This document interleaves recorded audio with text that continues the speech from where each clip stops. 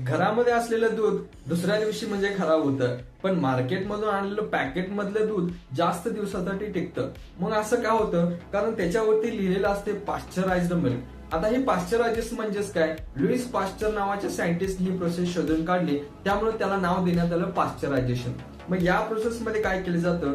जेव्हा मिल्क इंडस्ट्रीमध्ये दिलं जातं त्या मिल्कला 60 to 70 पर्यंत एकदम हाय टेम्परेचर रेंज पर्यंत हीट केलं जातं कमी वेळेसाठी, आणि त्यानंतर लगेच 5 डिग्रीच्या टेम्परेचर पर्यंत कूल डाऊन केलं जातं. आता हे जे हाय टेम्परेचर पर्यंत हीट करून लगेच कमी टेम्परेचरला जे काय कूल डाऊन केलं जातं, या प्रोसेसमध्ये जे काय हार्मफुल बॅक्टेरिया जे दुधाला खराब करणार आहेत ते मरून जातात.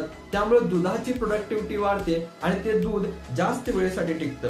हे जे काही एकदम जास्त टेम्परेचरला हीट करणं आणि लगेच कमी टेम्परेचरला कूल डाऊन करणं प्रोसेस आहे, त्यालाच म्हणतो आपण पाश्चरायझेशन.